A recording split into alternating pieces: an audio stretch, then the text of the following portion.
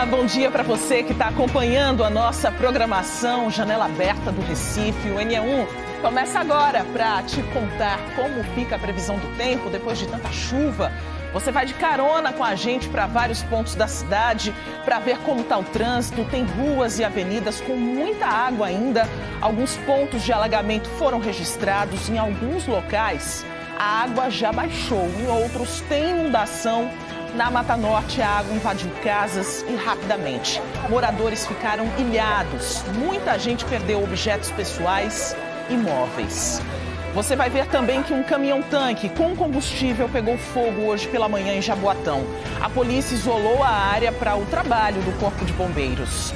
Famílias com crianças em fase escolar precisam ficar ligadas na lei que proíbe o uso do celular na sala de aula.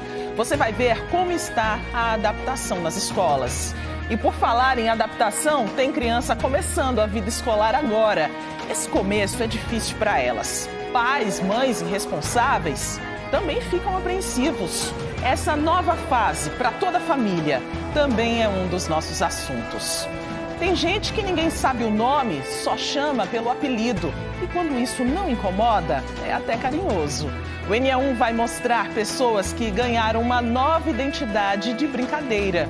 Tem tudo isso e muito mais no NE1 de hoje. Vamos juntos? Até 13h. Agora são 11h50. A manhã desta terça-feira começou complicada para os moradores da região metropolitana. Choveu forte ontem à noite e também durante a madrugada em várias cidades. Ao longo da manhã, a chuva deu uma trégua, mas os alagamentos deixaram muitos transtornos. E neste momento, a maré está subindo, então é um ponto de atenção. A gente vai ao vivo para Olinda. Gustavo Ferreira está no bairro do Carmo. Como foi para chegar até aí, hein, Gustavo? Bom dia para você. Oi, Maristela, muito bom dia para você, bom dia para todos que acompanham o NE1. Nesta terça-feira muito complicada, né? Teve chuva desde ontem à noite, chuva forte durante a madrugada principalmente, e aí os efeitos eles foram sentidos ao longo do dia. Nós chegamos aqui nas ladeiras do Carmo, em Olinda, agora há pouco, tem mais ou menos 20 minutos, meia hora. Nós saímos da sede da Globo, que fica aí em Santo Amaro, né, Maristela? Pegamos a Cruz Cabugá até chegar aqui em Olinda. Foi bem tranquilo até, a gente não viu nenhum ponto de alagamento, o trânsito estava correndo até com certa tranquilidade. Agora, aqui a gente já consegue ver que o céu tá abrindo um pouquinho, né? Tem muitas nuvens ainda, mas já dá para ver um azul mais forte por ali. O sol também já está ficando um pouco mais intenso. Agora, 11h50, quase 51 minutos da manhã, já está ficando abafado, né? Sempre que chove, chuva de verão é assim mesmo, traz aquela sensação de abafamento, de calor, a umidade aumenta. Mas por onde a gente passou, estava bem diferente de outras regiões aqui do Recife, também de Olinda, de outros municípios aqui da região metropolitana, Mata Sul, Mata Norte, que até agora estão cheios, né? Ao longo de todo o NE1 de hoje, a gente vai mostrar, vocês vão ver, vocês aí de casa vão ver, vários pontos de alagamento perto de rios, em bairros espalhados por todas as regiões da cidade e também fora. Vamos acompanhar também o problema lá em Vicência, na Zona da Mata, que está bem complicado. Lá choveu bastante, tem muitas famílias aí passando sufoco, 100 pessoas, 100 famílias estão ali sofrendo ainda os impactos da chuva forte por lá. Por aqui está tranquilo, aqui nas ladeiras do Carmo, em Olinda, mas o NE1 de hoje está cheio de notícias, cheio de informação, cheio de previsão também para os próximos dias. Conversei agora há pouco com o meteorologista da APAC, ele disse que deve continuar a chover hoje e nos próximos dias aqui na região metropolitana, nessas áreas mais litorâneas aqui do estado, né? Devido a um fenômeno que vem dos oceanos e traz essas chuvas de verão. Um fenômeno que vem mais facilmente no inverno, mas que agora está vindo e surpreendendo a todos nós e muita gente que esperava sol nesse começo de ano, Maristela. Tem sinal de sol por aí, né, Gustavo? O tempo segue fechado, nublado.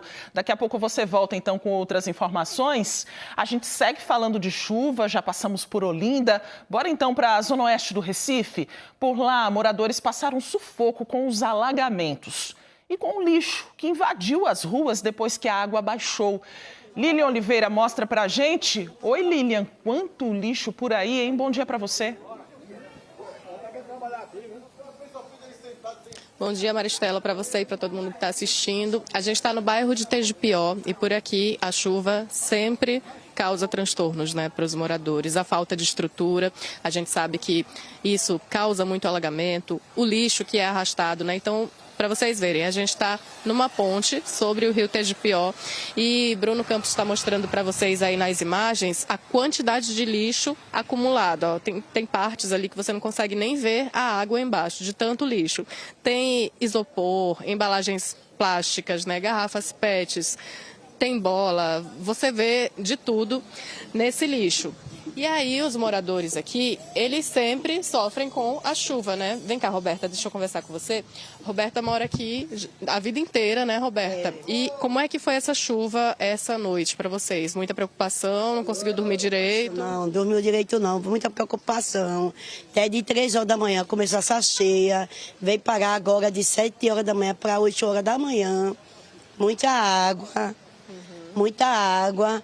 E a população, né, eles tiraram 5 carros de lixo, mas mesmo assim tá ainda cheio de lixo. Isso foi na semana passada, né, que você disse que fizeram uma limpeza aí do canal. Que é porque é de Recife para Jaboatão, né, a canação da água. Aí é muita água, muito lixo, que eles jogam lá de cima, né. E a gente está bem na divisa dos 2 municípios, né, Recife, Jaboatão, e isso também causa uma dificuldade na hora de fazer a gestão ali, né? E prejudica a gente, né, que mora aqui embaixo, na Rua Murubim, Rua Anania Caetano, e prejudica a gente.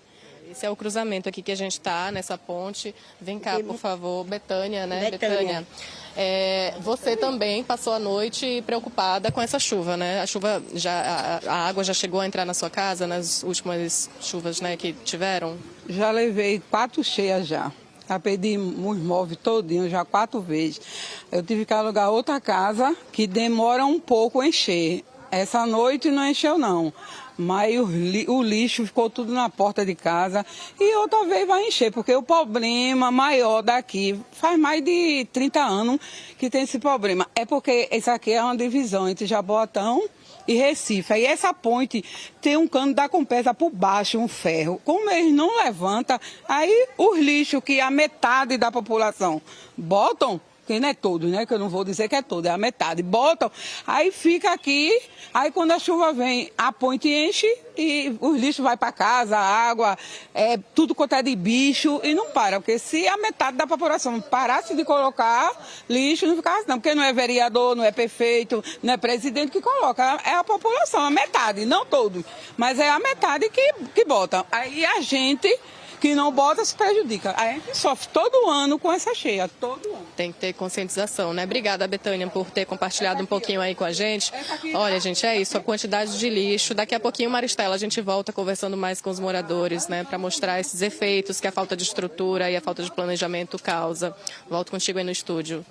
E não é só limpeza, né? Não basta só a limpeza, né, Lilian? Isso passa também por educação ambiental. É um cenário que não pode ser repetido, ainda mais em dias assim, com a maré subindo, é preocupante demais. Daqui a pouco você volta, então, com outras informações. Lilian, olha, na zona norte do Recife, o trânsito ficou complicado porque uma árvore caiu no bairro das Graças no início da manhã. Luna Markman está por lá e atualiza as informações para a gente. Como é que está o trânsito por aí, hein, Luna? Bom dia para você também. Oi, Maristela, bom dia para você e a todos. Trânsito tranquilo. Só para contar para vocês como é que foi o nosso roteiro, a gente saiu daí da TV Globo, no bairro de Santa Mário, Rua do Palmares, Fernandes Vieira. Pela Agamenon, a gente percebeu um sinal na frente do TRE, o Tribunal Regional Eleitoral, que não estava funcionando. E aí tinha lá uma viatura da CTTU e uma equipe de manutenção tentando fazer, né, com que o equipamento voltasse a funcionar. Isso aconteceu em mais de um sinal nesse caminho até a Joaquim Nabuco, que é da onde nós falamos ao vivo agora. Nós estamos bem no cruzamento da Rua Amaro Bezerra com a Joaquim Nabuco, que foi onde pela manhã o trânsito estava bem mais intenso por causa da queda de uma árvore. O pessoal acredita que a força da chuva derrubou essa árvore e agora o cinegrafista Rodrigo Lobo está se aproximando do local onde tem uma equipe fazendo a manutenção. O que aconteceu? Essa avenida tem 3 faixas e logo pela manhã, ali por volta das 6, 6h30, só uma estava liberada no sentido do bairro da Torre. Então, imagina o trânsito que não estava, principalmente agora na volta das aulas. E aí, mais ou menos 1 hora atrás, mais uma faixa foi liberada e agora o trânsito está fluindo tranquilamente. Só ali aonde parte da árvore que caiu, ainda tem uns restos, né, de galhos e de folhas. A gente vê agora a viatura da CTTU encostada. Ali está sendo um trabalho só naquele trechinho que está interditado.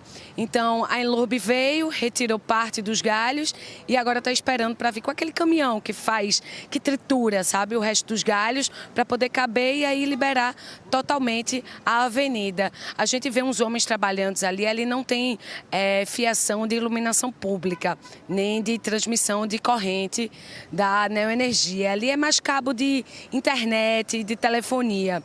Então, é nesse local que está acontecendo uma manutenção também. Então, aqui na Zona Norte, trânsito tranquilo. Maristela, o que eu estou sentindo só é aquele abafado, aquele mormaço, o sol querendo aparecer. Mas, enquanto isso, um tempo ainda um pouco nublado. Volto com você.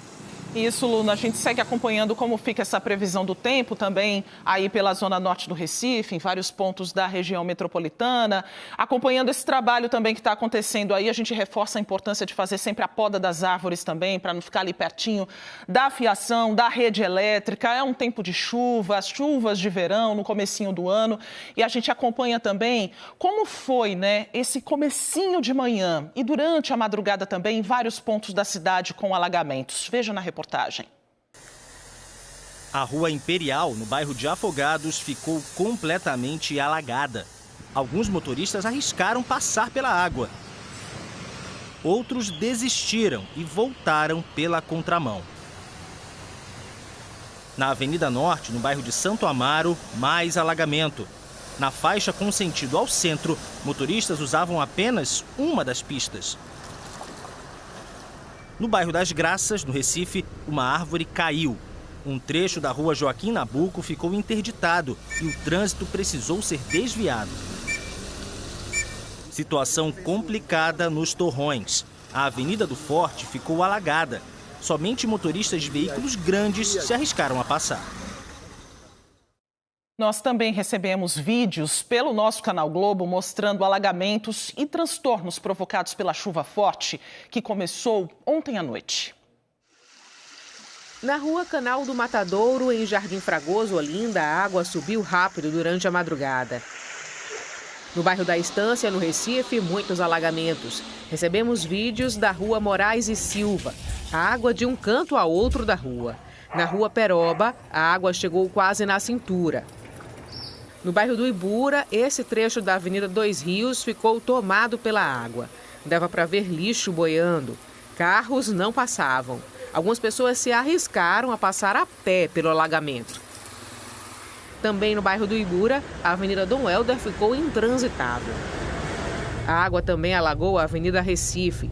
Neste trecho, em direção ao centro, motoristas e motociclistas passavam com cuidado pela faixa próxima ao canteiro central. Na Avenida Doutor José Rufino, em Areias, somente os ônibus se arriscavam. Também recebemos vídeos mostrando a situação no Terminal Integrado de Afogados. Manhã de transtornos para os passageiros. Na Mata Norte também choveu forte. Em Vicência, em 6 horas, choveu mais que o esperado para todo o mês de janeiro. Os vídeos chegaram no nosso canal Globo. Este foi gravado na Rua da Areia, às 2h30 da manhã. A água entrou pelas janelas das casas. A força da correnteza impressiona e assusta. O morador tenta resgatar um senhor com água na altura do peito. Segura ele. Meu Deus. Meu Deus do céu. De acordo com a APAC, em 6 horas choveu 72 milímetros. Volume maior que o esperado para todo o mês de janeiro. Hoje pela manhã, moradores tentavam limpar as casas e as ruas cheias de lama.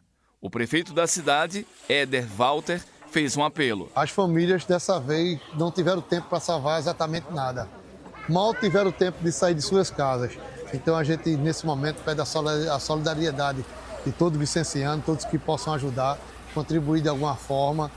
É um cenário de guerra, a verdade é essa, um caos total, danos em casas, barracos que foram derrubados, muros, calçamentos destruídos. Então, assim, é um problema grave que a gente enfrentou aqui e vamos atrás de solução para ajudar a nossa gente, nosso povo. Quanto prejuízo, né? O Globocop sobrevoou a cidade de Vicência agora há pouco. Várias ruas estão tomadas de lama. Na frente das casas, restos de móveis e eletrodomésticos que estragaram com a cheia. São sofás, geladeiras, cadeiras, guarda-roupas, tudo perdido. A Prefeitura de Vicência disponibilizou caminhões para recolher os entulhos. Ainda de acordo com a Prefeitura, cerca de 100 famílias foram afetadas pelas consequências da chuva forte. Um ponto de arrecadação foi montado no CAEM, o antigo Vicência Hotel. As pessoas podem doar roupas, calçados, móveis, utensílios domésticos e alimentos. O secretário de Recursos Hídricos do Estado, Almir Cirilo, falou sobre a situação em Vicência. No caso de Vicência, choveu 50 milímetros em 1 hora. Lá não choveu mais do que nas outras regiões no total. Porém, a chuva foi muito mais concentrada.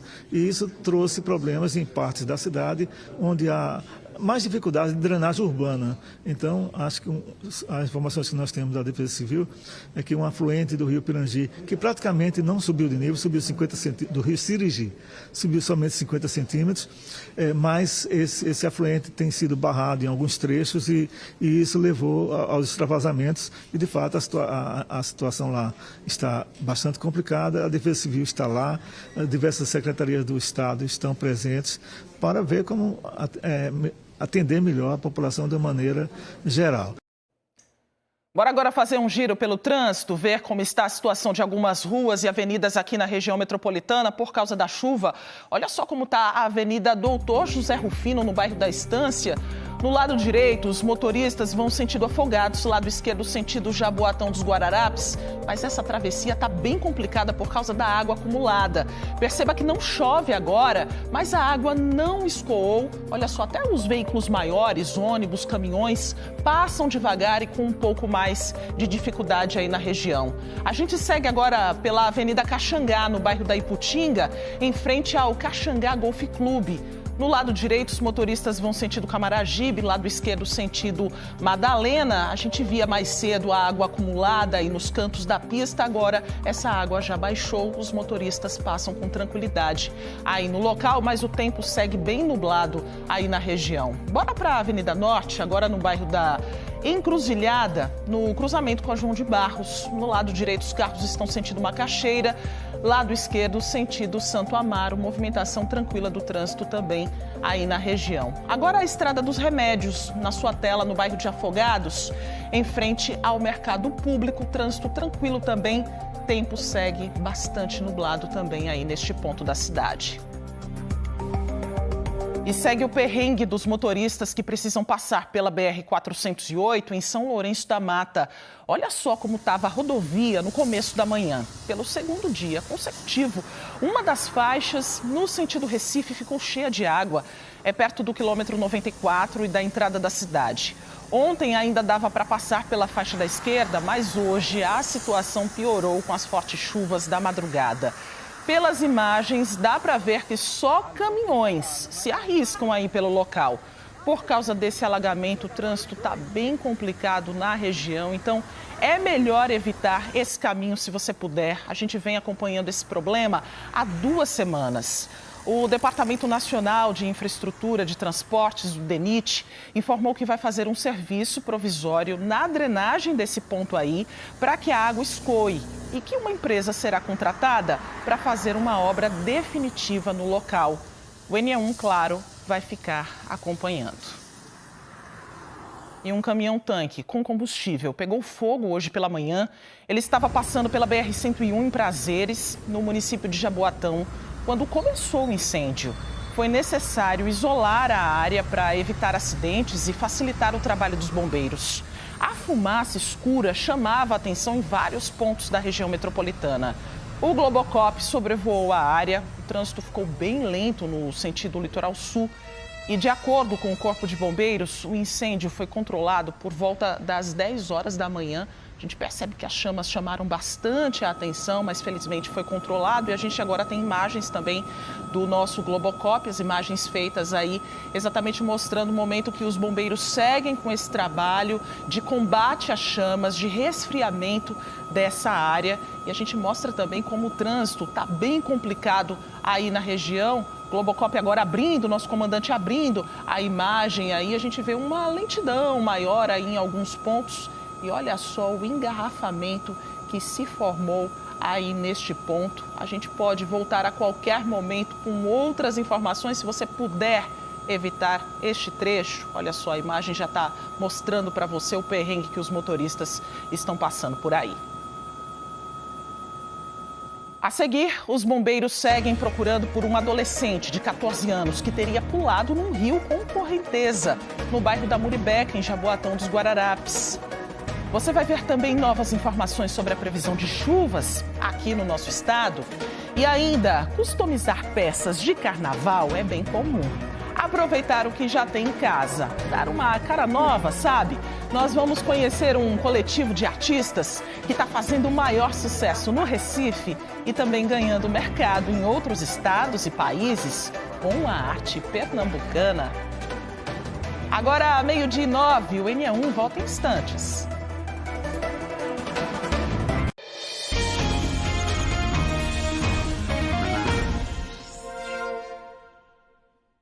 NE1 de volta e o hábito de reutilizar, transformar e consumir de forma mais consciente tem ganhado cada vez mais valor e espaço na vida das pessoas pela customização, produtos desgastados pelo tempo ou que não seriam padrão para muita gente se tornam personalizados, exclusivos. Nós vamos conhecer um coletivo de artistas que está fazendo o maior sucesso no Recife e também ganhando mercado em outros estados e países com a arte pernambucana. Um tênis com peças de Lego ou com a cara do Mario Bros. O orelhão aqui virou obra de arte. Peças pintadas à mão, diferentes de qualquer produto visto por aí. A customização é a arte de personalizar, transformar ou adaptar roupas, acessórios ou outros itens para que reflitam a identidade, estilo ou necessidade de quem os utiliza. Esse é o ateliê do coletivo Custom Recife, que fica no bairro da Boa Vista. A galera aqui adora criar. O coletivo surgiu há cerca de 2 anos. 4 amigos se juntaram para unir forças e trocar experiências no universo da customização. Cada um deles tem um estilo próprio, o que dá um toque exclusivo a cada peça que é ressignificada aqui.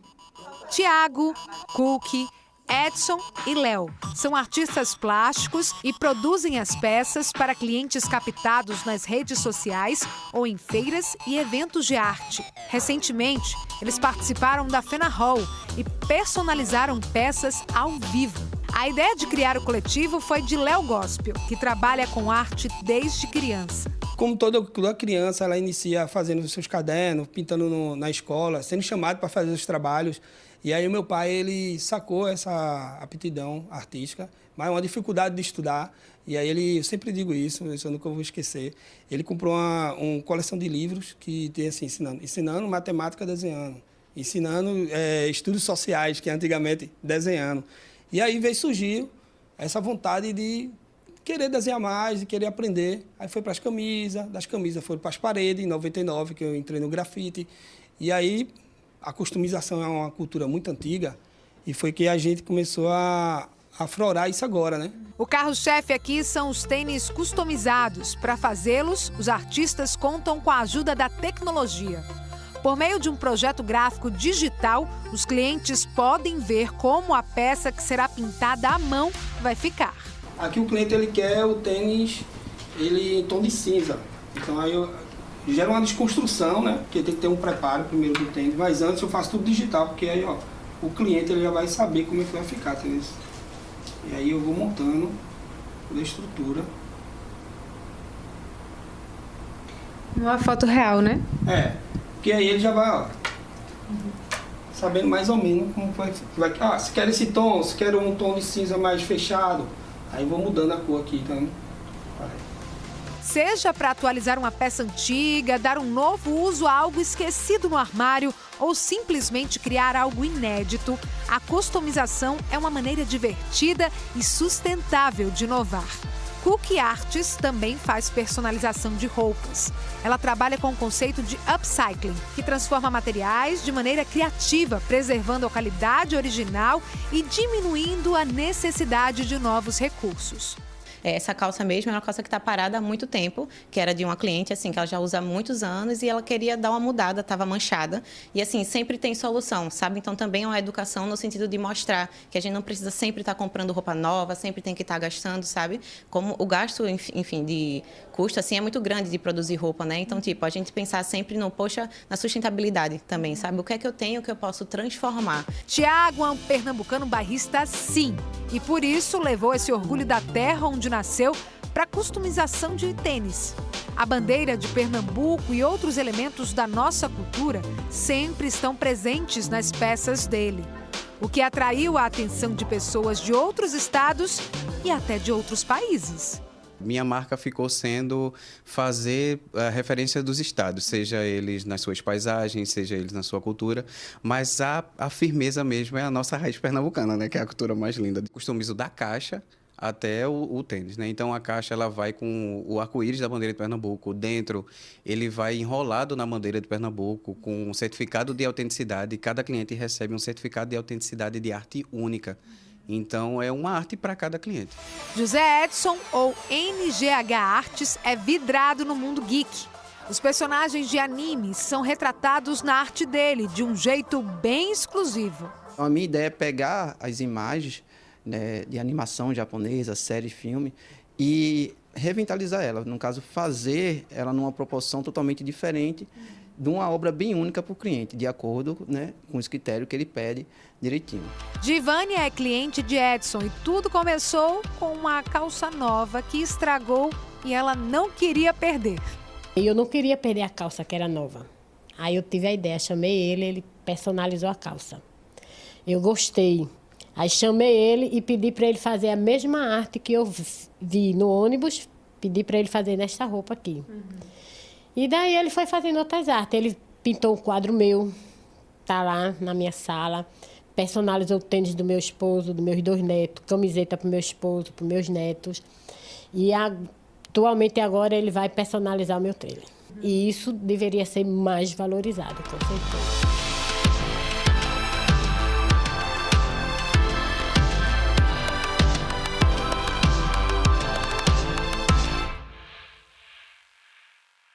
Legal, né? Carnaval chegando e a festa movimenta vários setores da economia. Muitos profissionais estão envolvidos. Vendedores de comidas e bebidas, artesãos, taxistas, motoristas de aplicativo, guias.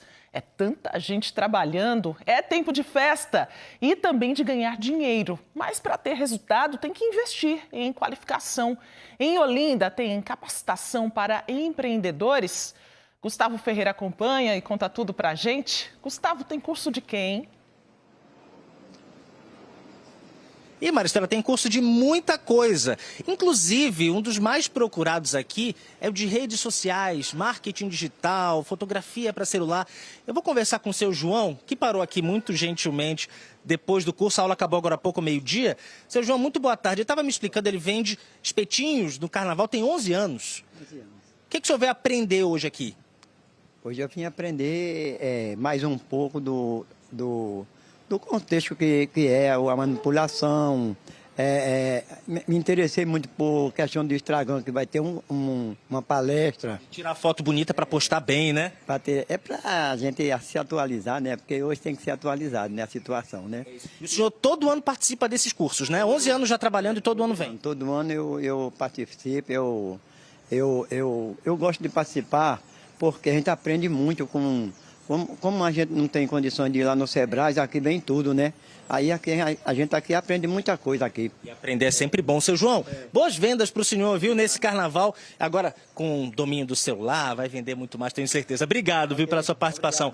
Ó, seu João participou da programação da Sala do Empreendedor aqui de Olinda, onde eu estou agora, nas ladeiras do Carmo. Eu vou conversar com a coordenadora da sala, né, que é a Aurora Barreto. Aurora, muito boa tarde. Bem-vinda ao NE1.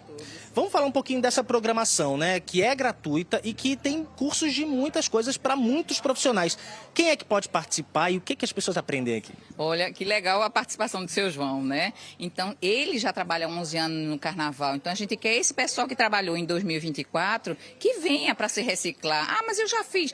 Tem sempre novidades, gente. Vem, que além das segundas, terças e quartas, aqui a gente sempre fala qualidade no atendimento ao turista, cliente, folião, a gente tem boas práticas de manipulação de alimentos, tá? O espetinho tá aí na história, ele tá antenado. Eu vim ver o que é que tinha novidade. Ou segundas, terças e quartas. E nas quintas-feiras, as oficinas, que aí entra a história das redes sociais, do Instagram, primeiros socorros, drinks e bebidas, gente, que está muito concorrido. São 8 horas de curso, você sai, né, com uma bagagem muito boa para vender, faturar um dinheirinho, além de customização, acessórios, vestuário, maquiagem, enfim. O que é ser MEI também, aproximar esse público da formalização. Vem-se embora. Me conte como é que faz para se inscrever. A gente vai colocar aí na tela tanto o endereço quanto o perfil na rede social. Como é que faz o interessado? Vem aqui para se inscrever? É tudo de graça? Como é? Sim. Quem puder, entra lá no Instagram da gente, Sala do Empreendedor de Olinda, ou até o próprio da Prefeitura. Lá tem um linkzinho que você entra e tem uma gama de eventos. Ou vem aqui na hora, se tiver vaga você entra. Se não, as meninas do Sebrae, as recepcionistas, elas estão fazendo inscrição na hora, tanto para o dia como para a programação dessas 3 semanas de capacitação. Você falou algo muito importante antes da gente entrar aqui ao vivo, é um público que já se cadastrou, já trabalhou no Carnaval e tem também as pessoas que estão chegando agora, né? É importante essa reciclagem, essa atualização constante, mesmo de quem já fez esses cursos ano passado? É importante, porque a gente está trazendo sempre novidade, tá certo? E tem os novatos que tem que sentir a pegada de como é que é o Carnaval de Olinda, tá? Inclui aí tapioqueiras, taxistas, motoristas de aplicativo, guias de turismo, condutores de turismo, artesãos, tapioqueiras eu já falei, enfim, todo o ecossistema do Carnaval pode vir aproveitar dessas palestras gratuitas. Vale para a vida, gente. É isso, o aprendizado fica, né? O Carnaval é o grande mote, mas aí quem quiser continuar aprendendo para empreender melhor e faturar mais, é só começar e pode ser aqui o começo. Maristela, volto com você. É uma época para se divertir e para faturar também, né, Gustavo? E a gente segue com informações do trânsito. Vem para cá comigo agora, 12h24. Olha só esse ponto da cidade, como tá, um transtorno para quem está seguindo aí para os compromissos da tarde pela Avenida 2 Rios, no Ibura. A avenida é mão dupla, mas está com uma interdição, que você está vendo aí, para os carros passarem pelo alagamento. A gente vê os guardas da CTTU por lá, tem muita água no local ainda, a dificuldade aí dos motoristas que passam lentamente só por um dos lados da via. Agora, a zona norte da capital, a gente continua o nosso giro pela Avenida Conselheiro Rosa e Silva, nos aflitos. Trânsito bem intenso aí na região, as aulas foram retomadas, né? Mas não há pontos de alagamento. Bora agora para um trecho da Avenida Abdias de Carvalho, nos Torrões. Normalmente tem alagamento nessa área em dias de chuva, mas nesse momento está sem água na pista. Mais um trânsito bem intenso para quem vem ali do lado esquerdo da pista, sentido Recife. A gente volta agora a falar sobre os transtornos causados pelos alagamentos na região metropolitana do Recife. Lília Oliveira está no bairro de Coqueiral, na zona oeste da cidade, onde a água da chuva arrastou muito lixo. Aquela imagem que você mostrou para a gente, Lília, é impressionante demais. Pois é, Maristela, e a gente viu, né, que tinha muito lixo mesmo, alguns pontos ali não dá nem para ver a água do rio. E aí o pessoal disse que vê outras coisas também, né, vê de tudo, assim, sofá, geladeira, cama, tudo isso é jogado e acaba parando aqui. A gente está na rua Ananias Catanha, o Bruno Campos vai mostrar para vocês ali o lixo que foi arrastado com essa chuva forte, né? Aí desde a madrugada de ontem, muita chuva, de acordo com a APAC, em 6 horas, choveu 66 milímetros e nesse ponto ali, onde tem um ônibus encostado, os carros, né, as motos passam com dificuldade porque o lixo está totalmente espalhado. Essa situação de lixo a gente encontrou também em outros pontos, né? Por exemplo, a gente tem imagens aí de uma rua que o rio subiu bastante, né? Ele passando aí pela rua como se fosse uma cachoeira, a correnteza muito forte. Lixo também em outras localidades, né? A gente circulou por algumas ruas do Recife hoje, na Rua da Fundição, nosso cinegrafista Ezequiel Quirino pegou também muito lixo lá, né? Flagrou muito lixo. Na Rua do Veiga, essas duas ruas no bairro de Santo Amaro. E na Avenida Presidente Kennedy, em Olinda, também muito lixo. Então, circulando por diversos pontos aí da cidade, do Recife, da região metropolitana, hoje a gente conseguiu registrar esses alagamentos, essa quantidade de lixo que vem arrastada aí por conta da chuva, por conta da má gestão, por conta do descarte incorreto desse lixo, né? Deixa eu conversar aqui com outros moradores aqui do bairro do Coqueiral. João, né, João, que mora aqui há um tempinho também, toda vez é isso, né, João? Bom dia. Isso aqui já está sendo um tapa na cara da população, tanto do Coqueiral, dos coqueiros, de Tegipió, do Impicep. Constantemente, o povo aqui dessa comunidade está sofrendo em conta da irresponsabilidade da Prefeitura do Recife. Eu digo irresponsabilidade por quê? A Prefeitura do Recife falou que pegou 300 milhões para simplesmente revitalizar o rio Tegipió.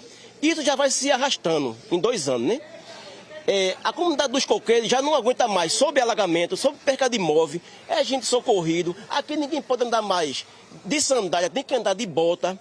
Por causa de quê? O prefeito do Recife, eu acho que ele não tem a olhar para esse lado de cá. Eu acho que ele olha para o lado de lá. Porque isso aqui é um tapa na cara, isso aqui não existe em canto nenhum. Essa comunidade aqui todinha sofrendo. Tem vezes que dá cheia aqui sem chover, por causa do rio Tegipió tá desmantelado. O rio Tegipió está desmantelado, ele foi estreitado e simplesmente o prefeito falou o quê? Agora tem dinheiro para revitalizar o rio Tegipió. É a cobrança dos moradores aí, né, Maristela? E olha, a gente falou com a APAC também para saber a previsão para os próximos dias, né? Vamos ouvir aí a entrevista. A gente ainda tem previsão de chuva, porém está desintensificando, então a tendência é que ainda chova hoje durante a madrugada, primeiras horas de amanhã, e essas chuvas sejam mais fracas do que ocorreu ontem. Porém, ao longo da semana, a tendência é de estabilização do tempo, causando menos chuvas. Isso, região metropolitana.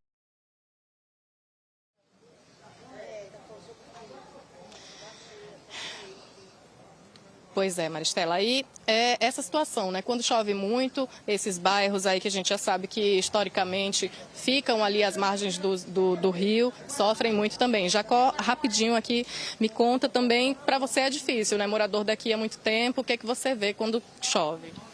Minha senhora, boa tarde, eu vou falar a verdade. Eu tenho até pena do povo, esse povo sofrido, povo lutador, e o prefeito de Recife não está vendo isso. Eu tenho uma palavra para dizer ao senhor prefeito João. Senhor João, cadê a verba do governo federal e foi liberado para fazer o tipo de obra do rio e barreira, tudo? Aonde está essa verba? Essa verba está no meu bolso ou está no teu bolso? Eu quero que você trabalha pelo povo, porque Deus manda 6 meses de verão, 6 meses de inverno. Você tem muito tempo para fazer, limpar o rio todinho, porque vai chover e vai dar cheia no estado de Cavaleiro. João, se oriente, o vereador também que se elegeu, se oriente e se acorde de gelo. Obrigada aqui, Jacó. É revolta mesmo, Maristela. A gente vai cobrar uma resposta da Prefeitura e vai trazer ainda, né, aqui ou hoje ou quando a gente receber essa resposta aí da Prefeitura sobre essa situação. Volto contigo aí no estúdio. A gente cobra aqui, Lilian, mas nada também justifica essa quantidade de lixo na rua. Tá demais, hein? Daqui a pouco você pode voltar a qualquer momento se essa resposta chegar aqui pra gente, tá? E nesta semana, muitas escolas estão retomando as aulas. Para os meninos e meninas que começam agora a vida escolar ou que estão mudando de colégio, é tempo de se adaptar à nova rotina. O período exige paciência e acolhimento. Um vai e vem de famílias, de encontros, de mãos dadas. Primeiro dia de aula de muitas expectativas, sorrisos e de um pouco de emoção também. É um desafio para as famílias, o coração aperta, passa um filme na cabeça, é um processo de adaptação para todo mundo. Por isso, acontece aos poucos, até que as crianças consigam perceber que a escola é mais um lugar que vai fazer parte da rotina delas. A educação infantil é o primeiro contato com a escola. O começo dessa jornada é um momento que fica guardado para sempre e que foi muito esperado por Maria Helena. A mãe de Ulisses, de 2 anos, estava ali, juntinho do filho, para dar a segurança e acolhimento de que ele precisava. Minha cabeça está a mil aqui, eu estou me segurando para não chorar, porque é um momento para mim muito importante, né, meu amor? Mas eu estou torcendo para que dê tudo certo, que ele se adapte rápido. O que a escola conversou já com vocês sobre esse período inicial, né? O primeiro contato com a escola, período de adaptação? Disseram pra gente tentar não se apegar muito à criança, né? Tentar não passar esse nervosismo que eu tô aqui pra criança, tentar passar tranquilidade. Pra gente tentar trazer algum brinquedinho que ele goste mais, porque se ele sentir muita falta a gente entrega rapidamente. E pra gente estar aqui a postos, né? Então eu vou estar aqui a semana toda, caso aconteça alguma coisa. O irmão mais velho, Benício, foi levar o mais novo, Eduardo, para a sala de aula. Dudu se divertiu brincando na areia e conhecendo os colegas. Mas, de vez em quando, a vontade de estar perto do pai batia e Bruno estava ali. É muito emocionante, né? A gente tem uma preocupação grande com quem vai ficar com nossos filhos, como eles vão ser recebidos, se o tipo de interação que a gente tem em casa vai encaixar com a interação da escola. Mas assim, ao mesmo tempo a gente sabe que esse é um momento, é uma necessidade e é uma coisa que nós como pais, é desafiador, mas a gente tem que enfrentar também. Pedro é o pai de Lucas e também estava presente no primeiro dia de aula. O período de adaptação para ele não é novidade.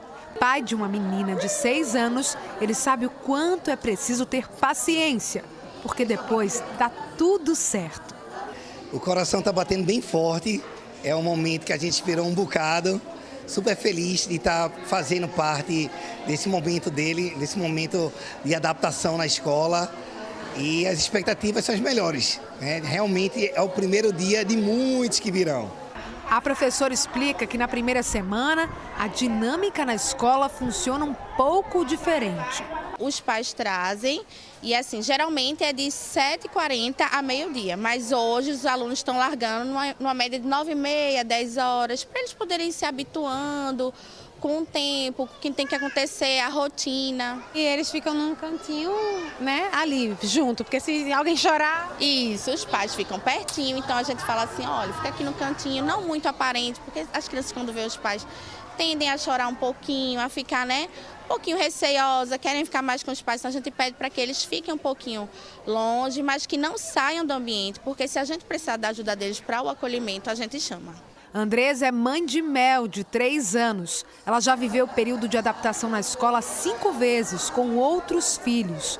Mesmo assim, se emocionou e encheu o coração de expectativa ao ver a filha dar mais esse passo. A gente começa uma nova vida, uma nova etapa, né? O filho começa a ganhar um mundo e a gente entrega para a escola e assim, é muito emocionante. É a 5ª vez que eu passo por isso, né? Minha 5ª filha, e essa especialmente falando, ela passou por muita coisa para chegar aqui, né? Então é assim, é quase que uma realização de um sonho. Muitas famílias podem se perguntar como facilitar essa transição. As crianças também vão se descobrindo nesse processo aos poucos. Para esta psicóloga, que trabalha ainda mais na primeira semana de aula, tudo deve ser encarado com leveza e responsabilidade. Para muitas famílias é a primeira vivência de separação dessas crianças. Então, o que é muito importante? É entender que essa foi a escolha feita e que, portanto, é importante deixar essas crianças, entregar essas crianças, como a gente diz, da forma mais segura possível, não é? Para que a gente, de fato, possa cuidar delas, né? E aí, uma coisa que é muito importante nesse primeiro momento é esse retorno contínuo, esse feedback, né, sistemático, dizendo como a criança está, perguntando do que a criança gosta, flexibilizando algumas regras na escola que depois vão ser, né, que a gente vai, depois vão sendo introjetadas. Então, é um pouco, né, essa adaptação para todos, né, para as famílias e para as crianças. E com as aulas sendo retomadas nas escolas particulares, teve mudança para os estudantes. É por causa da restrição do uso de celular em sala de aula e também nos intervalos. A lei que estabelece a proibição foi sancionada pelo presidente Lula no último dia 15. E as escolas precisaram se adaptar rápido para receber os alunos em mais um ano letivo. Luna Markman está em uma escola na zona norte do Recife. Como está essa adaptação por aí com as novas regras, Luna?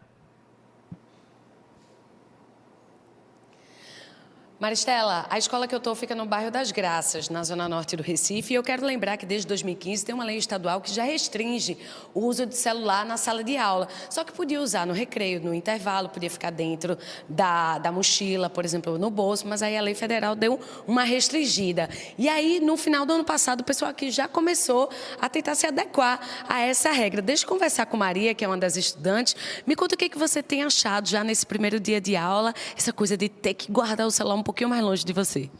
Eu acho importante porque eu já não usava, mas eu acho bom porque o pessoal que já usava antes vai conseguir prestar atenção na aula. Mas eu também acho ruim por causa do barulho, que pode aumentar, porque tem gente que realmente não quer prestar atenção e vai continuar usando, que vai continuar fazendo outra coisa para não prestar atenção. Entendi. Então você acha que é importante porque pode, né, o pessoal se focar lá, mas quem já se distraía pode se distrair com outra coisa, de repente dormir, desenhar. Por exemplo, o Arthur estava dizendo que achou legal, mas de repente as aulas têm que ficar um pouquinho mais assim, para prender mais atenção, né, Arthur? Sim, eu acho que ela tem que ficar mais dinâmica. Eu acho que o modelo que a gente usa já tem um tempo e não adequa aos adolescentes que tem hoje. Eu acho que a vida com o celular, os adolescentes começou a cada vez mais ficar ansioso, começou a criar uma aula mais rápida, uma aula que aprenda mais fácil. Eu acho que do jeito que tá um pouco mais difícil de conseguir aprender dessa forma. Então tem que adaptar essa metodologia, né? Sim, acho que tem que ficar uma aula, tem que usar mais tecnologia, tem que usar, acho que mais o computador, não o celular da pessoa, mas também o computador e também às vezes fazer uma atividade com o celular. Perfeito, massa. Lembrando que nessa lei federal o uso pedagógico do celular está liberado. Deixa eu falar com a professora Milena. Ouviu aí o recado, né, Milena? O pessoal topa ficar com o celular guardado, acha que distrai menos, mas a aula tem que ser mais atrativa. O que tu estás achando desse comentário? Eu acho super pertinente, né? Os estudantes daqui da escola já trabalhamos aqui com metodologias ativas, fazendo deles os protagonistas, né, do processo de aprendizagem e utilizamos também outros instrumentos, né? A escola consta de salas de informática, de robótica e a gente faz muitos experimentos nos laboratórios também. Perfeito, então é isso, tem que se adequar também aos novos tempos. Deixa eu mostrar aqui onde é que os alunos estão guardando o celular para manter fora de alcance, né? O diretor Flávio mostra para a gente o que é isso. Boa tarde Maristela e a todos que acompanham o NTV Primeira Edição. A gente colocou essa caixinha onde os alunos, eles colocam os celulares e eles ficam guardados aqui nessa caixinha toda manhã, todo o momento da aula. Eles só retiram esses celulares após o término da aula. E quem é que fica com a chave, professor? A coordenação. Fica com a chave e qualquer momento que o professor precisar para utilizar para fins pedagógicos, essa chave é liberada, o professor utiliza e retorna. Porque na lei federal diz que fica a cargo de cada escola onde guardar o celular. Só não pode ser no bolso, na mochila, porque pode aquela notificação, né? A lei federal, ela especifica que o celular pode ficar guardado, sim, na bolsa do aluno, mas também em outro lugar determinado pela escola. Então, a gente colocou essa caixinha onde vai ficar guardado o celular para que, de fato, o aluno com esse celular na bolsa ou no bolso, as notificações não tirem a atenção dele. Então, a gente achou melhor fazer esse espaço para que a concentração fique total para o aluno e professor. Tá joia. Muito obrigada. Meninos, muito obrigada. Boa adaptação para vocês nesse ano que começa aí o ensino médio, né? São 3 anos aí para se preparar para as provas do Enem. Então é isso, Maristela. O pessoal aqui dividido. Acha que é importante, mas as aulas têm que ser bem atrativas. E teve um pedidozinho aí para liberar no recreio, mas aí a lei federal não permite. Então a escola disse que vai botar jogos, tabuleiro e outras atividades para entreter o pessoal. É uma fase de adaptação mesmo, né, Luna, que a gente segue acompanhando.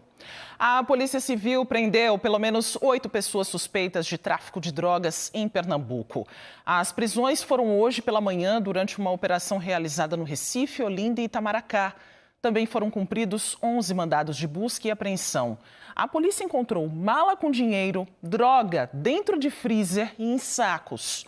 Todo o material foi levado para o Departamento de Repressão ao Narcotráfico, no centro do Recife.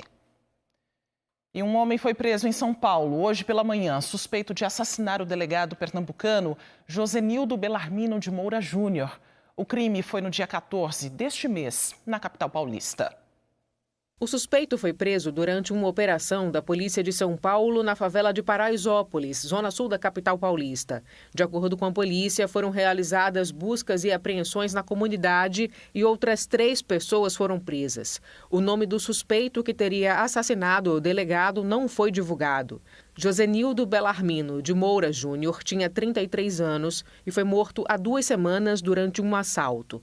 O crime foi registrado por câmeras de segurança. As imagens mostram o momento em que um homem chega numa moto e estaciona o veículo atrás de uma caçamba perto de uma obra. Josenildo anda pela rua quando é abordado.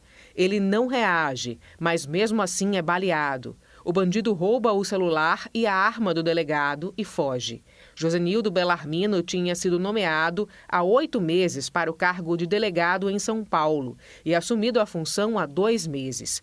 O delegado também tinha passado no concurso da Polícia Civil de Pernambuco no ano passado. Ele aguardava apenas a avaliação de títulos para poder assumir a função aqui no estado. Os bombeiros retomaram hoje pela manhã as buscas por um adolescente de 14 anos, Kaique Silva. De acordo com parentes, ontem à tarde, Kaique pulou num rio com correnteza no bairro da Muribeca, em Jaboatão dos Guararapes. Um amigo que estava com Kaique chegou a entrar no rio para tentar socorrê-lo, mas não conseguiu e saiu da água. Os bombeiros foram chamados e iniciaram as buscas, que foi interrompida quando escureceu. Essas buscas foram interrompidas. Hoje, os bombeiros voltaram a procurar por Kaique por volta das 8h30 da manhã. E estão concentrando as buscas a partir do ponto indicado como o local do possível afogamento. Até o momento, o jovem não foi localizado. A gente traz agora novas informações sobre a chuva que caiu de ontem para hoje em várias partes do estado. No bairro de Coqueiral, no Recife, moradores estavam revoltados com a quantidade de lixo espalhado por todo canto, depois que o nível do rio Tegipió subiu e arrastou a sujeira para as ruas. Nós pedimos uma resposta à Prefeitura do Recife, que diz que ainda hoje à tarde vai enviar equipes nesses locais para fazer a limpeza. A gente segue acompanhando. Olha, balançar a perna de forma constante pode ser um sintoma de ansiedade, sabia? Às vezes, no meio do trabalho ou durante uma conversa, a perna fica ali balançando e você nem se dá conta. A gente vai chamar Gustavo Ferreira para falar sobre esse assunto, porque quando a gente deve se preocupar que está passando do limite, olha que o pezinho não para, a perna não para, né, Gustavo?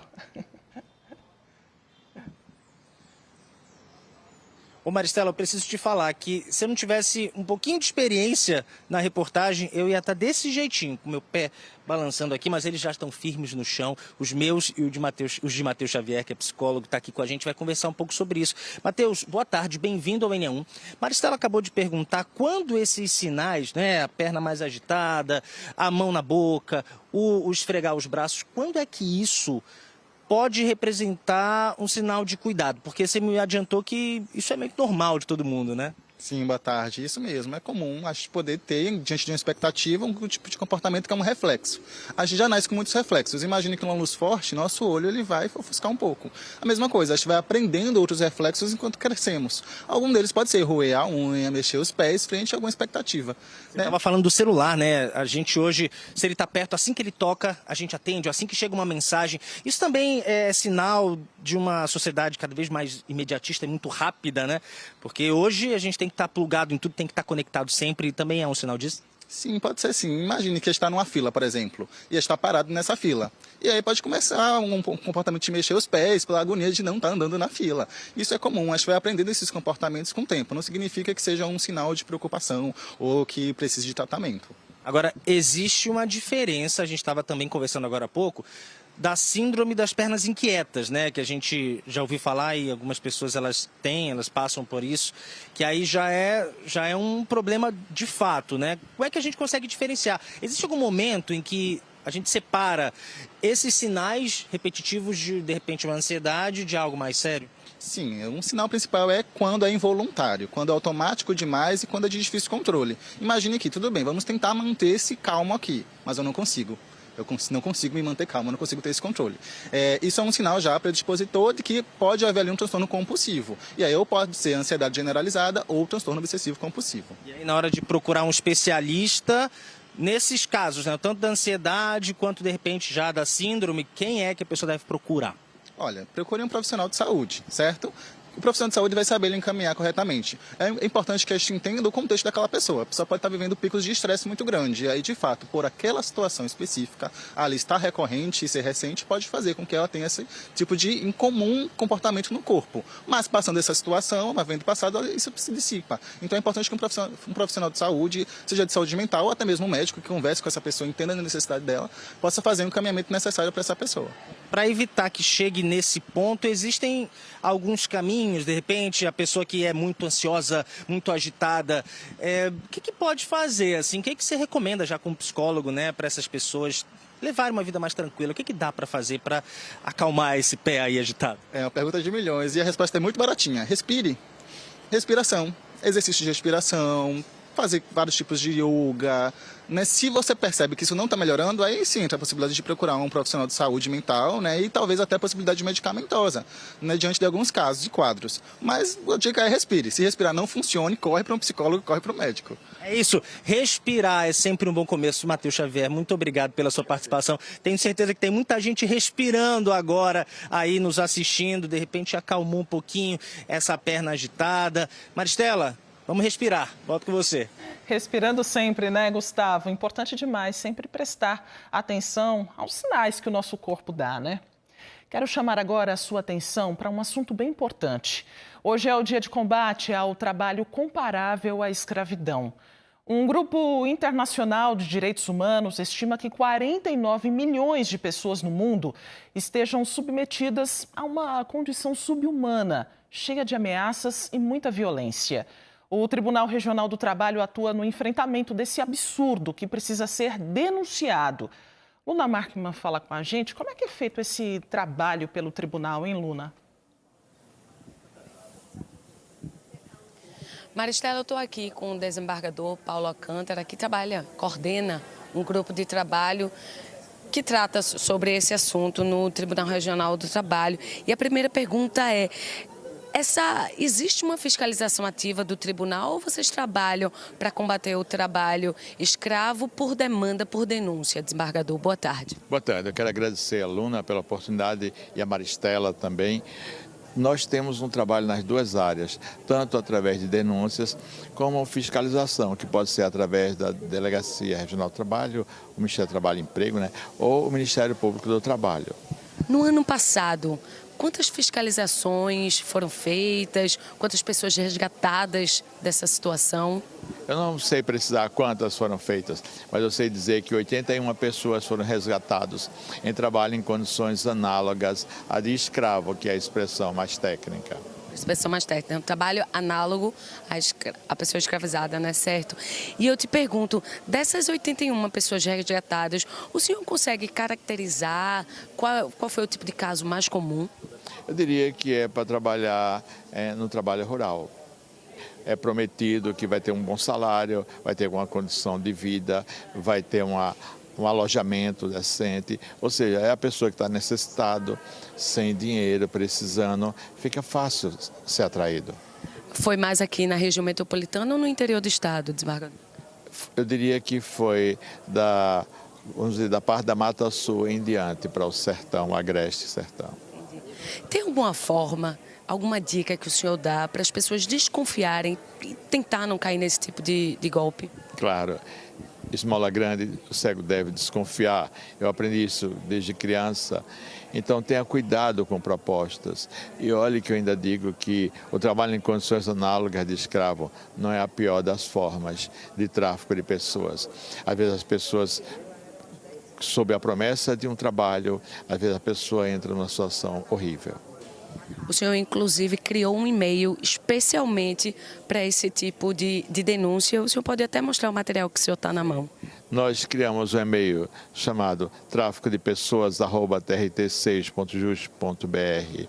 É um e-mail que é de contato. As pessoas podem fazer denúncias, podem pedir ajuda, podem pedir informações. As pessoas devem ser livres.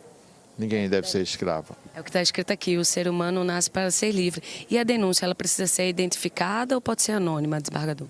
Não, ela pode ser anônima, nós vamos investigar. Mas até nesses casos, a pessoa geralmente é um parente, é alguém. Aí por isso é importante dar essas informações. Perfeito, muito obrigada pelas orientações. Volto com você ao estúdio, Maristela. Obrigada, Luna. E a gente segue por aqui. Todo mundo conhece alguém que tem um apelido, né? Pode ser um diminutivo, algo carinhoso que surgiu na família ou alguma brincadeira entre amigos mesmo. Quando não incomoda, é algo saudável e divertido. Hoje vamos conhecer João Felipe, quer dizer, o Carreirinha, que tem esse apelido desde criança e praticamente ninguém o conhece pelo nome do registro. E também ver a história do Gael, que decidiu mudar de nome no registro de nascimento. Os apelidos podem surgir de diversas situações. Às vezes, são inspirados por características físicas, hábitos ou até momentos engraçados, como aconteceu com João Felipe, que foi apelidado de Carreirinha ainda na infância. Desde muito novo, 2 anos de idade, a gente era sócio de um clube aqui da cidade. Os garçons me deram esse apelido, eu sempre fui gordinho assim. Aí os garçons achavam engraçado que eu era um gordinho espivitado, agoniado, eu saía correndo. E era engraçado, né, ver um gordinho assim correndo. Aí eles me deram esse apelido que ficou pro resto da vida aí. O apelido acabou se tornando uma identidade. Difícil alguém chamá-lo pelo nome que os pais dele escolheram e registraram. No meu trabalho antigo mesmo, eu estagiava antes. A galera do estágio me chamava de Carreirinha. Tipo, não tinha o que fazer. E profissionalmente, meu nome é João Felipe. Para quem me perguntar no trabalho, no âmbito do trabalho é João Felipe. Mas se me perguntar em qualquer lugar sem ser no trabalho, é Carreirinha. Chegar aqui na rua, procurar saber quem é João Felipe. Ninguém vai saber. Ninguém vai saber, mas Carreirinha com certeza sabe. Nas rodas de amigos, os apelidos são quase inevitáveis. A linguagem descontraída reflete a intimidade e o humor. Mas será que todo mundo gosta do apelido que tem? Felipe, amigo de Carreirinha desde a época de escola, também carrega um apelido que ganhou durante uma aula de ciências. Ribo. De onde surgiu esse apelido?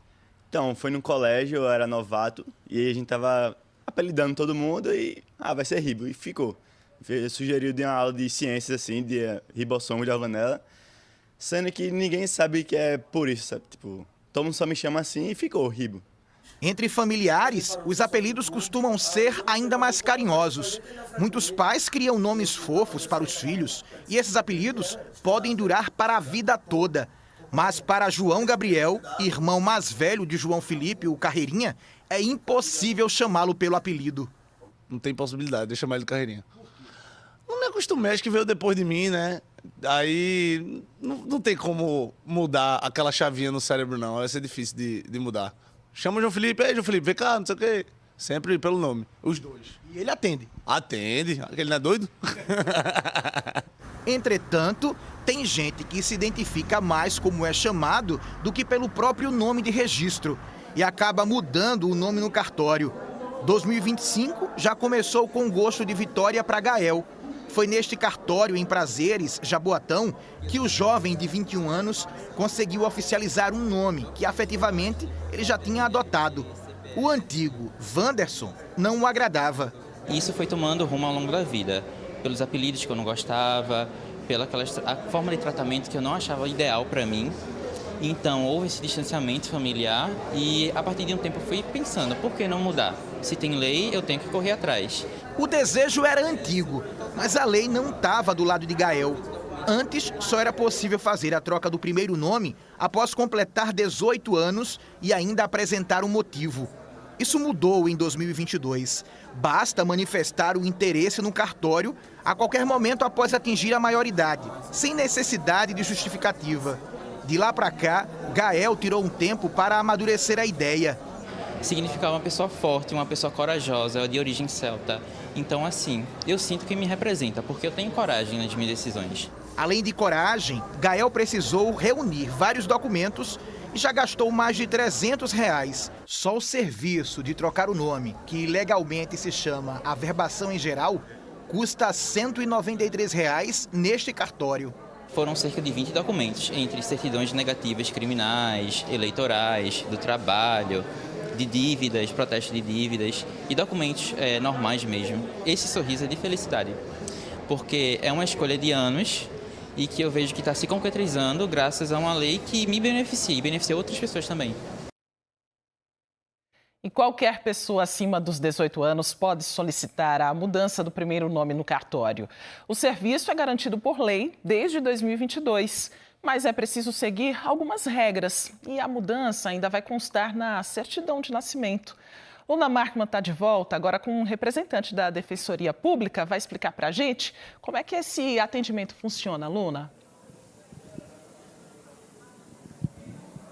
Bem, a gente viu aí que Gael fez por conta própria, procurando o cartório, juntou mais de 20 documentos, gastou uma grana para realizar esse sonho dele. Mas quem tiver mais dificuldade de tocar esse processo sozinho, pode procurar a Defensoria Pública. O defensor Henrique Seixas está aqui para explicar como é que é. Bate lá na porta da Defensoria, tem que marcar horário. Boa tarde. Boa tarde a todas as pessoas. O agendamento para a Defensoria, a pessoa pode se dirigir diretamente a uma unidade da Defensoria para fazer esse agendamento. E hoje também estamos disponibilizando a possibilidade da pessoa entrar no site da Defensoria Pública e ele vai ter lá uma aba que é do agendamento. Então, aqui na capital e região metropolitana, ele também já pode agendar, que é mais cômodo para o nosso assistido e usuário, e ele depois vai ter lá a data e horário para ser atendido. E aí ele procura a Defensoria para ter esse atendimento. Aí lá, ele hoje em dia não precisa mais ter um motivo, né? O que ele precisa para trocar de nome?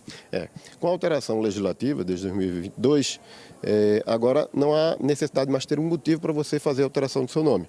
Então basta você pegar aí a sua documentação, identidade, CPF, comprovante de residência, certidão de nascimento ou de casamento e se dirigir a qualquer cartório para que possa proceder a essa alteração do seu prenome. Isso pode acontecer apenas uma vez. E essa alteração ela pode ocorrer de duas formas, ou de forma administrativa, procurando diretamente o cartório para realizar essa alteração, ou de forma judicial, que é aquela ajuizando uma ação no Poder Judiciário, em que funcionará também o Ministério Público até ter a finalização da alteração desse prenome. Um benefício de procurar a Defensoria Pública são os custos. A gente viu que Gael gastou já mais de R$300, mas pode ter gente que não tem esse dinheiro, né, para investir nessa troca. Há um custo porque tem os custos de cartório, também pode ter a expedição de alguma certidão, de algum outro documento. Procurando a Defensoria Pública, aquele nosso usuário, ele é isento de pagamento das custas. Então, nós também recepcionamos, encaminhamos para o cartório, já fazendo uma avaliação da situação de vulnerabilidade financeira ou social daquele nosso assistido, para que ele possa ter esta isenção. E aí ele não pagará nada pela sua alteração do registro. E conversando com o Gael, eu também entendi que o processo não para quando ele recebe a certidão nova, porque tem os outros documentos que já existiam. Porque aí é uma cadeia que vai se ter no futuro. A partir do momento em que ele altera a sua certidão de nascimento ou a sua certidão de casamento, ele vai ter que alterar todos os outros documentos, identidade, CPF, enfim, todos os documentos que são decorrentes, título de eleitor, do seu registro de nascimento ou de casamento. O senhor sugere que seja uma decisão muito bem pensada, amadurecida, já que, além dos custos que podem incorrer, tem também essa questão de só poder mudar uma vez? Essa, que é de forma imotivada, é apenas em uma única oportunidade. Então, realmente é importante que a pessoa reflita muito antes de fazer qualquer alteração em seu nome ou sobrenome. Né? Então, a gente também tem vários casos, né? Daquelas pessoas em que após o divórcio ele pretende voltar a usar o nome de solteira. A gente tem essa situação de que quem tem algum nome que é exposto ao ridículo, né? Ou que se sente não tão confortável no seu uso, ele vai fazer isso. Então, faz com que a gente faça com que ele reflita antes de fazer qualquer tipo de alteração. Pessoas transgênero também podem alterar, né? Também pode ter alteração. Nós temos um atendimento específico, inclusive, das pessoas junto ao nosso núcleo de direitos humanos para fazer o atendimento. Ok. Então, muito obrigada, viu, pelas informações, pelas orientações. Direito aí esclarecido, Maristela. Volto com você. Obrigada, Luna. Agradeço demais também a sua companhia. O NE1 volta amanhã. Você pode rever e compartilhar as reportagens a qualquer hora no Globoplay. Uma ótima tarde para você. Fica agora com o Globo Esporte.